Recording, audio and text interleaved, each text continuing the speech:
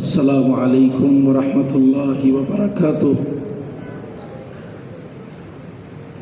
نحمده ونصلي ونسلم على رسوله الكريم،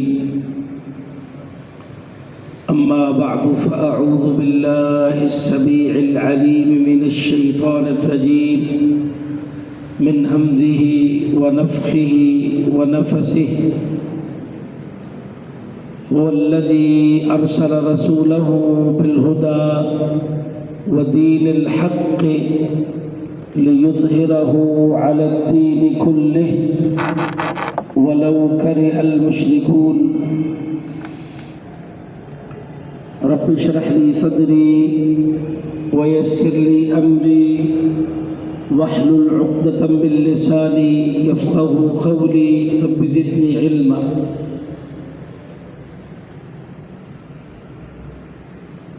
قابل احترام بھائیوں، بزرگوں، ساتھیوں، یہ موضوع جو مجھے دیا گیا کہ اسلام در حقیقت غلبے کا دین ہے، یہ موضوع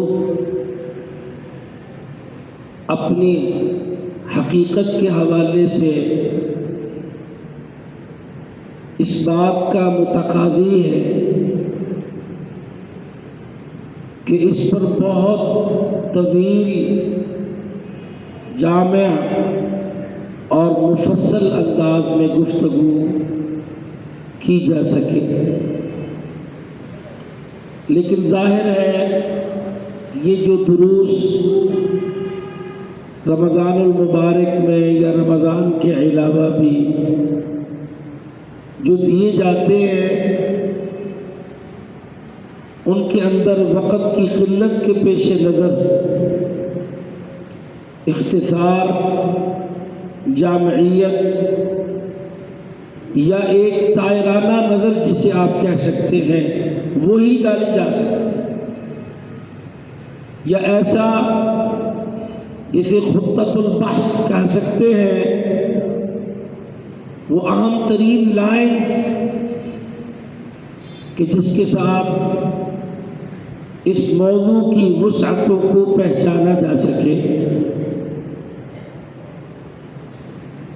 تو میں اس حوالے سے انشاءاللہ جو چند اہم ترین پہلو ہو سکتے ہیں اور اس کی وسعتوں کو پہچاننے والی وہ لائنز آپ کی خدمت میں پیش کرتا ہوں، اور اللہ تعالیٰ سے دعا کرتا ہوں کہ اللہ رب العزت ہمیں اس کو سمجھنے کی اور اس پر عمل پیرا ہونے کی توفیق عطا فرمائے، اور اللہ تعالیٰ اپنے دین کو دنیا کے تمام ادیان پر غالب فرمائے. میرے محترم بھائیوں، بزرگوں، ساتھیوں، یہ موضوع دو الفاظ پر مشتمل ہے: غلبہ اور دین. دین اسلام، مختصراً اس کے بارے میں ہمیں معلوم ہونا چاہیے کہ دنیا میں ہم جتنے بھی نظریات دیکھتے ہیں، جتنے بھی اسکول آف تھاٹ، مکاتب فکر، ریلیجن، ادیان ہم جن کو کہتے ہیں، حقیقت میں اسلام ہی وہ دین ہے جس کے لیے لفظ دین کو بولا جا سکے. دین سے مراد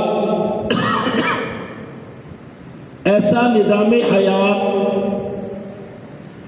جو انسان کے زندگی کے جملہ امور کے حوالے سے رہنمائی فراہم کرتا ہو.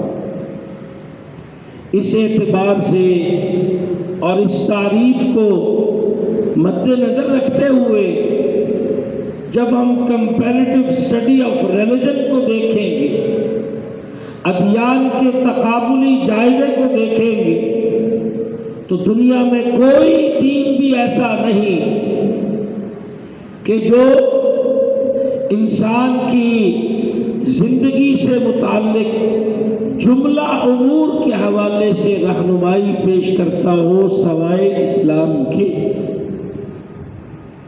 کیونکہ انسان کا خالق، مالک، رازق اللہ رب العزت ہے، ساری کائنات کو پیدا کرنے والا اللہ رب العزت ہے۔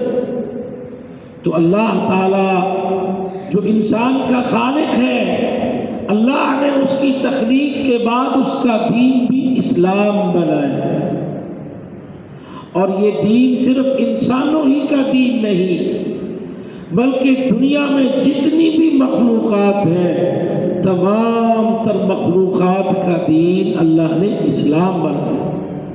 سورج کا دین، چاند کا دین، ستاروں کا دین، پہاڑوں کا دین، دریاؤں کا دین، جمادات کا دین، نباتات کا دین، ہر چیز کا دین اللہ رب العزت نے اسلام بنایا۔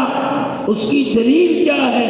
فرمایا وَلَهُ أَسْلَمَ مَنْ فِي السَّمَاوَاتِ وَالْأَرْضِ طَوْعًا وَكَرْهًا، کہ جو کچھ بھی ہے آسمانوں میں، زمینوں میں، چاہتے ہوئے بھی نہ چاہتے ہوئے بھی اللہ پر اسلام لے آئی ہر چیز۔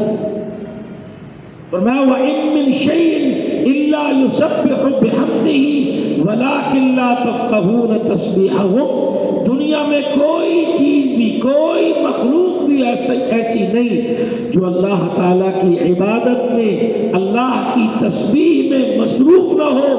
وَلَٰكِن لَّا تَفْقَهُونَ تَسْبِيحَهُمْ، ہاں تمہیں ان کی عبادت کی کیفیت کا علم نہیں ہوتا کہ یہ درخت کیسے سجدہ ریز ہوتے ہیں، یہ پتھر کیسے عبادت گزار بنتے ہیں، مگر ہر چیز کا دین اللہ نے اسلام بنایا۔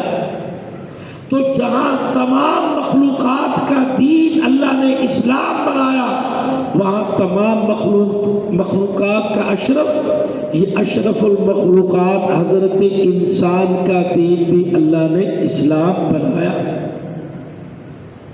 اللہ تعالیٰ نے اسلام انسان کا دین بنا کر اس کو سمجھانے کے لیے اللہ نے انسانوں میں سے اعلیٰ ترین انسانوں کا انتخاب فرما کر ان کو اپنا پیغام بنایا، اور انسانوں کو بتایا کہ اگر تم جاننا چاہتے ہو اللہ کی باتوں کو، اللہ کے حکموں کو، اللہ کے دین کو، تو انسانوں میں سے وہ انسان جن کو اللہ نے اتھارٹی بنایا ہے، تم نے ان کی پیروی کرنی ہے، ان کی اتباع کرنی ہے، صرف ان کی بات اللہ کی بات ہوگی۔ تو مختصر کرتے ہوئے جتنے بھی انبیاء آئے پیارے بھائیوں، تمام انبیاء کا دین اسلام تھا، تمام انبیاء کے پیروکار مسلمان تھے۔ وَسَمَّاكُمُ الْمُسْلِمِينَ مِن قَبْلُ وَفِي هَذَا، اللہ تعالیٰ نے تمہارا نام مسلمان رکھا ہے، یہ پہلے دن سے لے کر اب تک۔ چنانچہ جتنے بھی انبیاء آئے ان تمام انبیاء کا دین اسلام رہا، تمام انبیاء اللہ کی توحید کی دعوت پیش کرتے رہے، تمام انبیاء انسانوں کو شرک سے روکتے رہے۔ تو یہ بڑی اہم ترین وہ بات اور بنیاد ہے جو اس موضوع کے حوالے سے ہمارے علم میں ہونی چاہیے کہ تمام انبیاء کا دین اسلام تھا۔ ایسا نہیں تھا کہ کسی نبی کا دین کوئی اور ہو اور پھر کسی اور نبی کا دین اور ہو۔ تمام نبیوں کو نبی اللہ نے بنایا، اور تمام انبیاء کا عقیدہ، اعتقادات بھی ایک جیسے تھے، یہ بھی معلوم رہنا چاہیے۔ ہاں شریعتوں میں اختلاف تھا، یعنی اختلاف سے مراد تبدیلی تھی، کسی میں نمازوں کی رکعات کم زیادہ، روزوں کا اور عبادات کی کیفیت و نوعیت یہ مختلف ہو سکتی ہے، لیکن اعتقادات، اللہ پر ایمان، اللہ کے رسولوں پر ایمان، اللہ کے فرشتوں پر ایمان، اللہ کی نازل کردہ کتابوں پر ایمان، تقدیر کے اچھے برے ہونے پر ایمان، یوم آخرت پر ایمان، تمام انبیاء کے ایمانیات کے پہلو ایک جیسے تھے۔ جیسے آج ہم میں سے کوئی شخص وہ مسلمان ہو ہی نہیں سکتا جو تمام انبیاء پر ایمان نہ لائے اور آخری نبی محمد الرسول اللہ صلی اللہ علیہ وسلم پر ایمان نہ رکھتا ہو، وہ مسلمان نہیں ہو سکتا۔ اسی طرح آپ سے پہلے کی جو انبیاء اور ان کی امتیں تھیں، ہر نبی نے آخری نبی کی نبوت کا ذکر کیا۔ قرآن مجید میں اللہ تعالیٰ نے متعدد مقامات پر یہ بات ہمیں بتائی اور سمجھائی۔ تو خیر مختصر رکھتے ہوئے میرے محترم بھائیوں، بزرگوں، ساتھیوں، اللہ تعالیٰ نے تمام انبیاء کا دین اسلام بنایا، تمام انبیاء کے عقائد ایک جیسے تھے۔ آگے بعد میں جو شریعتیں، جو کرنے کے کام اپنے اپنے دور کے حوالے سے وہ ان میں جو ہے وہ تبدیلیاں ہو سکتی ہیں۔ روزہ تو ہر نبی کی امت میں کتب علیکم الصیام کما کتب علی الذین من قبلکم لعلکم تتقون۔ تو میرے محترم بھائیوں، جتنے بھی انبیاء آئے، یہ تمام انبیاء اللہ کے دین کو غالب کرنے کی کوششوں میں مصروف رہے۔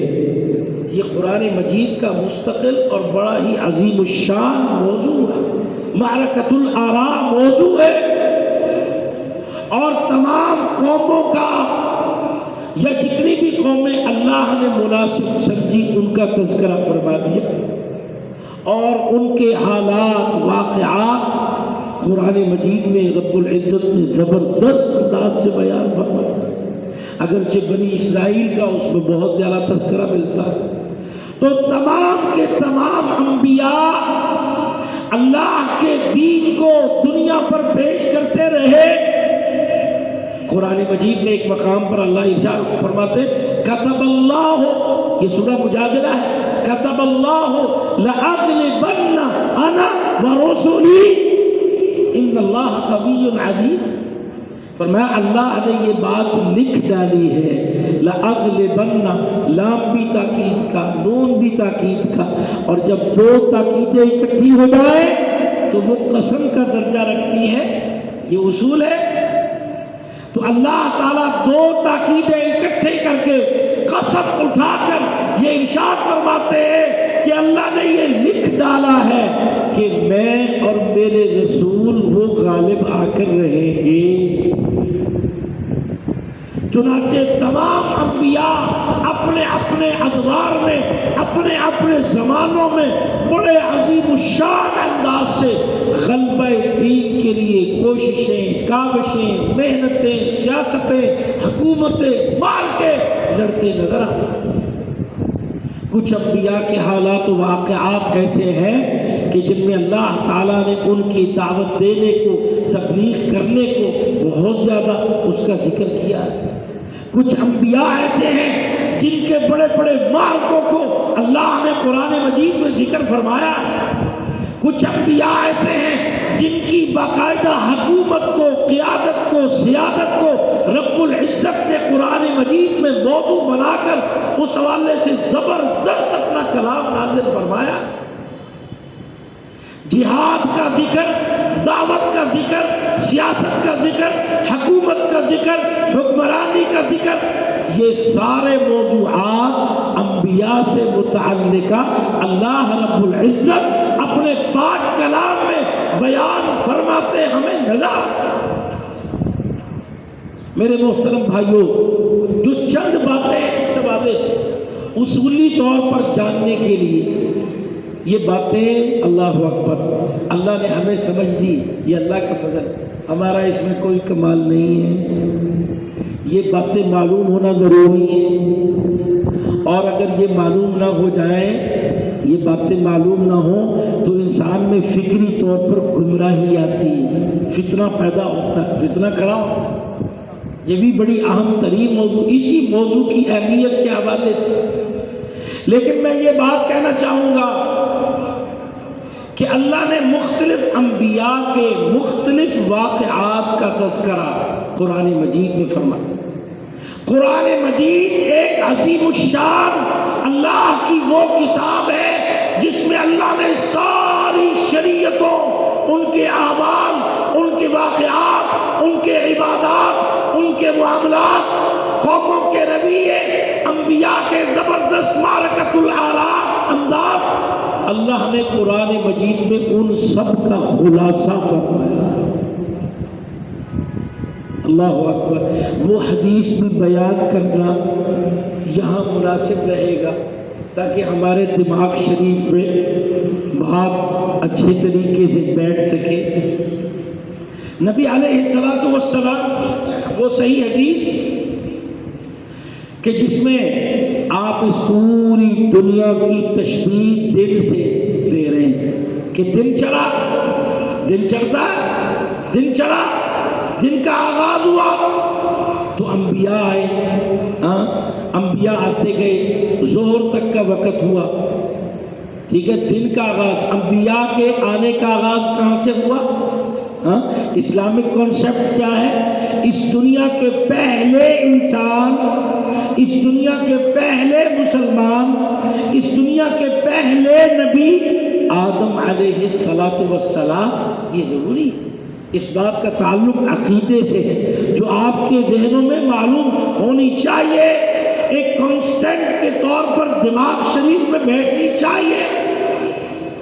انبیاء کے آغاز کا سلسلہ یہاں سے شروع ہوا تو وہ حدیث جو ہے اس کو سامنے رکھیے۔ ظہر تک کا وقت یہ گزرا، انبیاء آتے گئے، پھر ظہر تک کا وقت گزرا، پھر اس کے بعد انبیاء آتے رہے، پھر جو ہے عصر تک کا وقت آیا تو آپ نے فرمایا یہ عصر کا وقت میرے آنے کا وقت ہے۔ نبی علیہ السلام کی صحیح حدیث میں، لمبی حدیث ہے میرے محترم بھائیوں، اور نبی صلی اللہ علیہ وسلم اپنے صحابہ کے بیچ بیٹھے تھے، آپ نے یہ ہاتھ دایا اوپر کیا، دو انگلیاں ایسے کی، فرمایا انا والساعۃ کہاتین، صحیح حدیث میں فرمایا میں اور قیامت ایسے ہیں جیسے یہ دو انگلیاں۔ عصر کا وقت، آخری نبی کے آنے کا وقت، کیونکہ عصر کے بعد جب وقت گزرتا ہے تو دن کس طرف کو جاتا ہے؟ غروب آفتاب۔ سونا نہیں ہے بھائی ماشاءاللہ، ویسے آپ نے قریب قریب اتنے بچے بٹھا دیے، وہ بچے ماشاءاللہ سو رہے ہیں، سبحان اللہ، ان کو کیا پتہ یہ موضوع میں حافظ صاحب کیا بیان کریں۔ محترم بھائیوں، اگر سننا ہے تو جاگ کے سنو بھائی۔ تو میں یہ عرض کر رہا تھا کہ یہ عصر کا وقت، آخری نبی کے آنے کا وقت، پھر اس کے بعد جب دن گزرتا ہے تو کدھر کو جاتا ہے؟ غروب آفتاب کو، دن کے ختم ہونے کو۔ تو عصر کا وقت، آخری نبی کے آنے کا وقت، آخری نبی کے آخری ہونے کا معنی کیا؟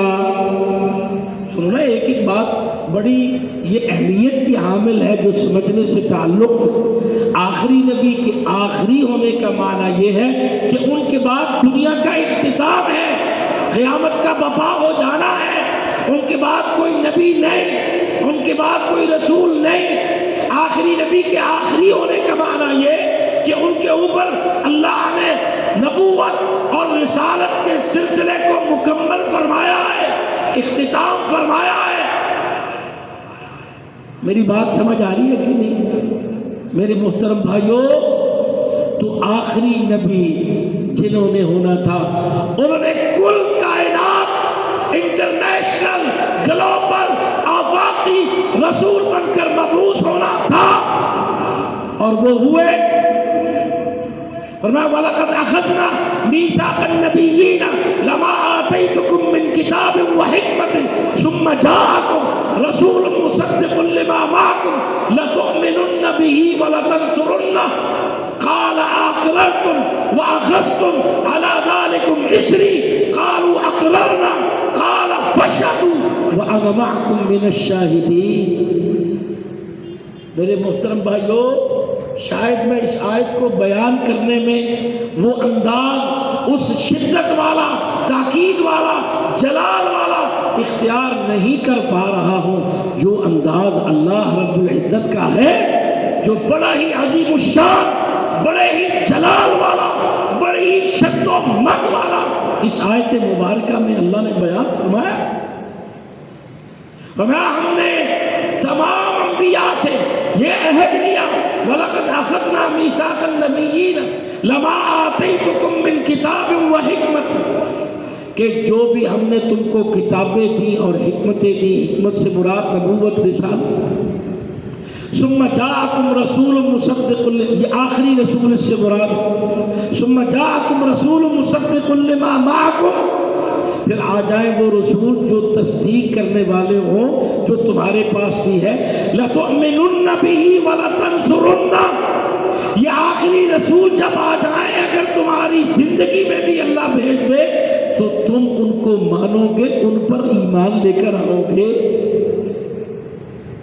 قَالَ أَقْرَرْتُمْ وَأَخَذْتُمْ عَلَى ذَلِكُمْ إِسْرِي، اللہ نے پھر سارے انبیاء سے، ہر ایک سے اللہ یہ پوچھتے رہے کیا تم بات کو مانتے ہو، اقرار کرتے ہو؟ تو وہ آگے سے کیا سارے انبیاء جواب دیتے رہے، قالوا اقررنا، ہاں اے اللہ ہم اقرار کرتے ہیں، قال فاشهدوا وانا معكم من الشاهدين، اللہ پھر یہ فرماتے کہ تم گواہ رہو اور میں گواہ رہنے والوں کے ساتھ ہوں۔ میرے محترم بھائیوں، بزرگوں، ساتھیوں، یہ آیت مبارکہ میں نے اس ضمن میں بیان کی ہے کہ جس میں اللہ رب العزت اپنے آخری نبی محمد الرسول اللہ صلی اللہ علیہ وسلم کے عقیدہ دری جو ختم نبوت ہے، آپ کی رسالت اور آپ کی آخری نبوت کا اور کل کائنات کے لیے اللہ تعالیٰ کے نبی اور رسول ہونے کا تذکرہ فرما رہے ہیں۔ وَمَا أَرْسَلْنَاكَ إِلَّا كَافَّةً لِلنَّاسِ، کل کائنات کے لیے، قُلْ يَا أَيُّهَا النَّاسِ إِنِّي رَسُولُ اللَّهِ إِلَيْكُمْ جَمِيعًا، یہ ساری آیات جو میں آپ کے سامنے پڑھ رہا ہوں، ان کے اندر اللہ تعالیٰ اپنے آخری نبی کے انٹرنیشنل، گلوبل، آفاقی رسول ہونے کا تذکرہ فرما رہا ہے۔ آپ سے پہلے جتنے بھی انبیاء آئے، کوئی ایک نبی بھی کل کائنات کے لیے رسول بن کر مبعوث نہیں۔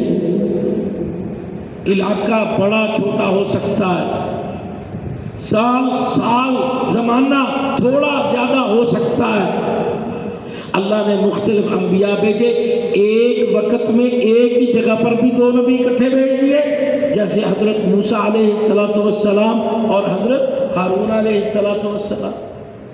ایسا بھی ہوا کہ ایک ہی وقت میں دو پیغمبر ہیں، ایک اور علاقے میں، ایک اور علاقے میں، حضرت ابراہیم علیہ السلام، حضرت موسیٰ علیہ السلام، یہ مختلف انبیاء۔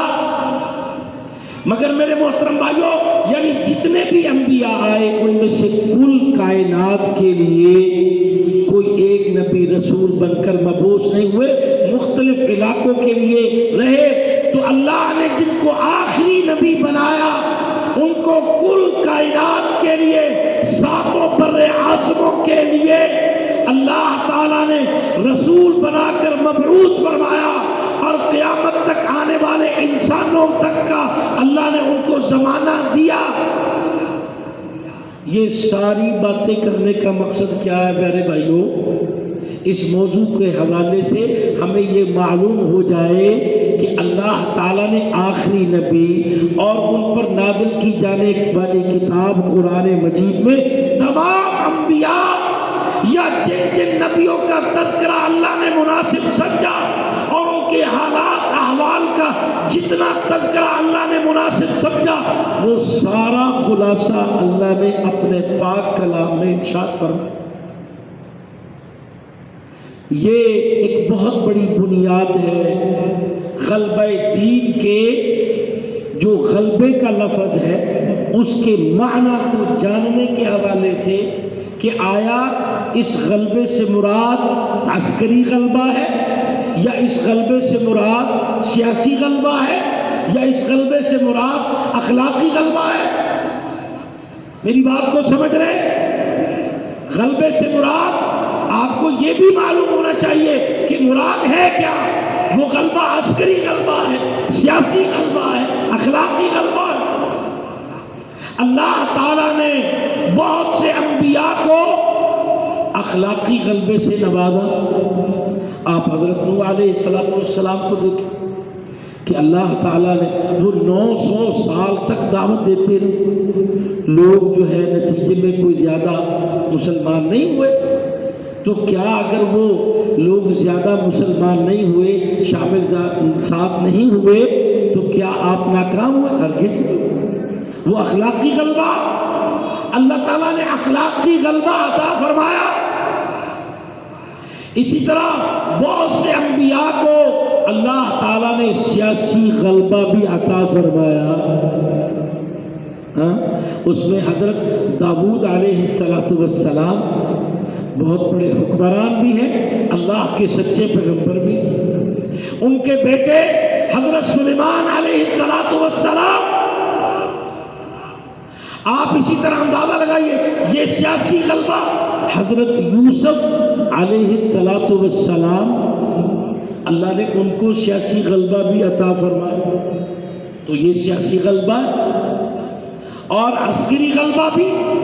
جیسے قرآن مجید میں مختلف بنی اسرائیل کے ہی آگے انبیاء کا ذکر ہے، حضرت داؤد علیہ السلام کی ہی مثال اس حوالے سے بھی پیش کی جا سکتی ہے۔ تو میرے محترم بھائیوں، انبیاء کا جو بہت بڑا جو قرآن مجید میں اللہ نے تذکرہ فرمایا ہے، یہ غلبہ دین کے مختلف پہلو اللہ نے ذکر فرمائے۔ اگرچہ اس آیت مبارکہ میں یہ بات سمجھا دی، کتب اللہ لأغلبن انا ورسلی، اللہ نے یہ بات لکھ ڈالی ہے، طے کر ڈالی ہے کہ میں اور میرے رسول غالب ہو کر رہیں گے۔ چنانچہ اللہ کے جتنے بھی انبیاء مبعوث ہوئے، تشریف لائے، انہوں نے کسی بھی حوالے سے غلبہ پایا، تمام انبیاء غالب ہوئے، تمام انبیاء کامیاب ہوئے، سرخرو ہوئے۔ تو آج نبی کریم محمد الرسول اللہ صلی اللہ علیہ وسلم پر اللہ تعالیٰ نے قرآن مجید نازل فرمایا، اور جو صاحب قرآن ہے نبی علیہ السلام، وہی صاحب حدیث ہے۔ آپ نے اپنی سیرت مبارکہ کے ذریعے سے قرآن مجید دنیا کے تمام لوگوں تک پہنچا دیا۔ صحابہ کرام کے ذریعے سے اللہ تعالیٰ نے یہ قرآن پہنچا دیا۔ نبی علیہ السلام کا 23 سالہ دور نبوت غلبہ دین کی سب سے بڑی دلیل، سب سے پہلی عظیم الشان ثبوت، علامت اور نشانی ہے۔ فرمایا هو الذی ارسل رسولہ بالہدی ودین الحق لیظہرہ علی الدین کلہ وکفی باللہ شہیدا۔ ایک مقام پر ارشاد فرمایا، اور ایک مقام پر ارشاد فرمایا ولو کرہ المشرکون۔ ولو کرہ المشرکون کے الفاظ سورہ صف میں ہیں، اور وکفی باللہ شہیدا کے الفاظ سورہ فتح میں ہیں۔ باقی ساری آیت مبارکہ ایک جیسی ہے۔ والذی ارسل رسولہ بالہدی ودین الحق، اللہ تعالیٰ نے اپنے رسول صلی اللہ علیہ وسلم کو دین حق کے ساتھ اور ہدایت کے ساتھ بھیجا، مبعوث فرمایا، لیظہرہ علی الدین کلہ، تاکہ وہ اس کو دین حق کو اور ہدایت کو، مراد ایک ہی ہے، لیظہرہ علی الدین کلہ، دنیا کے تمام ادیان پر، نظریات پر، مکاتب فکر پر، سکول آف تھاٹ پر غالب فرمایا۔ چنانچہ نبی علیہ السلام کی سیرت مطہرہ کا جو 23 سال ایک معیار اللہ نے ہمارے سامنے رکھا، وہ ہمارے سامنے ایک بنیاد ہے، معیار ہے غلبہ دین کی۔ میرے محترم بھائیوں، المنہج الحرکی لسیرت الرسول صلی اللہ علیہ وسلم، نبی علیہ السلام کی سیرت کا تحریکی منہج وہ عین فطرت کے مطابق ہے۔ یہ بڑا اہم نقطہ ہے، نوٹ فرمائیے۔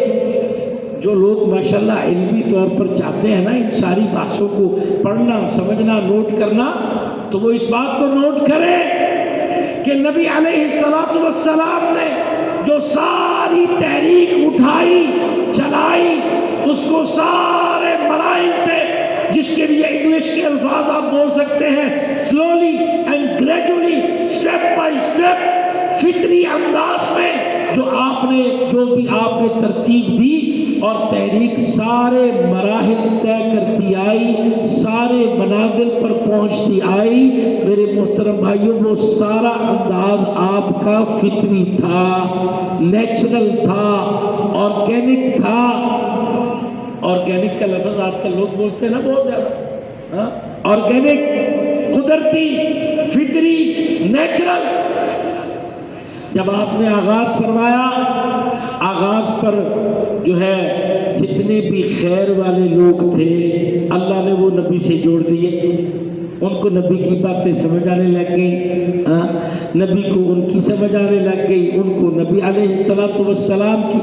چنانچہ آپ کی اس طرح جماعت، آپ کے صحابہ یہ تیار ہوتے گئے۔ ابتدا میں آپ کو تکلیفیں آئیں، آپ پر مشکلات آئیں، آپ کو ایذائیں برداشت کرنا پڑی، پروپیگنڈے سہنا پڑے، مخالفتیں سہنا پڑی۔